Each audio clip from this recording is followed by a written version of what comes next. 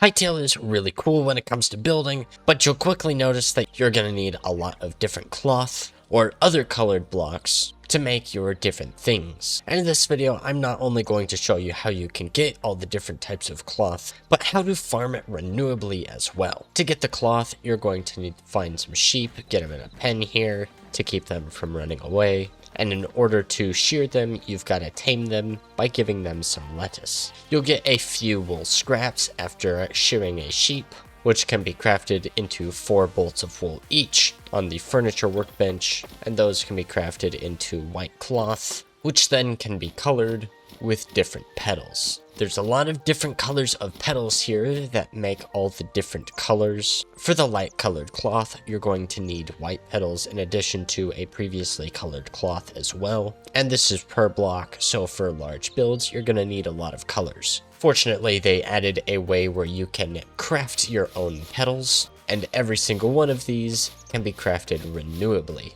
Now, a good little bit of farming is going to need to be done to get a good chunk of these. And for the white petals, this is why we have sunflower seeds craftable in the farming table. This is the only flower that you can buy in here, and you can't sell it back or use it to get anything really. And that's because the sunflowers can be used to make our petals. Once you've grown some sunflowers, or you find some out in the world, you can harvest them. A sickle isn't going to work because it just gives you the flower itself, and you need the yellow petals that it drops. And then you're also going to need some cotton, and this one you can harvest with a sickle. And now you can bring this over to the furniture workbench, and I guess covering yellow petals with cotton can make you white petals. And for all the other petal types, we just have to combine various plant stuffs with our petals. Charcoal can be obtained by using a log as fuel in a furnace. Every time the log is used up, it gives you a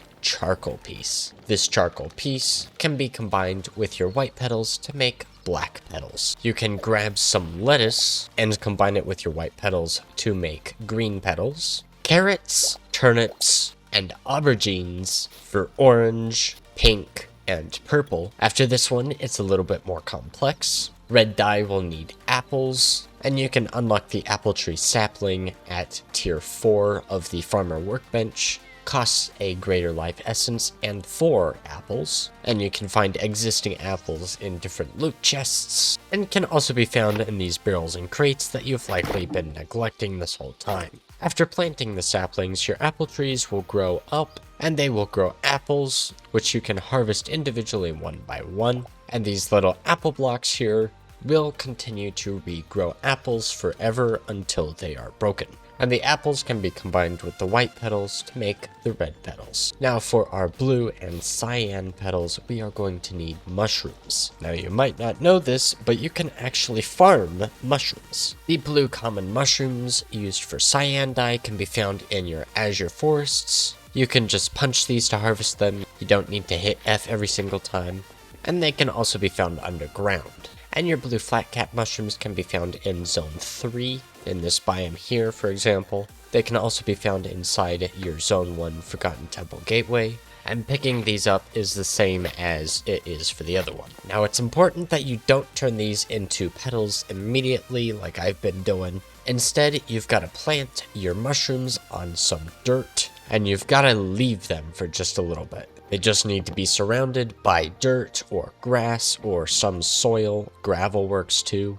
Light level I don't think does anything to affect mushroom growth, but over time the mushrooms can actually spread to other blocks. So here I just skipped forward a day or so, only placing one of the mushrooms, and it spawned all of these other mushrooms of the same type. Now, the only mushrooms that spread are the ones that you place, so if you destroy the original mushrooms, none of these other mushrooms will spread. So if you want these mushrooms to be growing too, make sure to break them and then place them back down. And then you've just got yourself a little mushroom farm, providing an easy and renewable way to get blue dyes. And you can easily make this a really cool, neat farm. From what I've tested, this isn't AFKable yet, but you could probably make some pretty cool setups for some mushroom fields. And feel free to take a screenshot and post it on the channel's community page so that I can see your builds. Now you can get petals from many other sources, but these are really the only easily renewable ways to get them. Well, you can go around whacking random flowers until you find what you want. Those are really the only efficient ways other than this last one,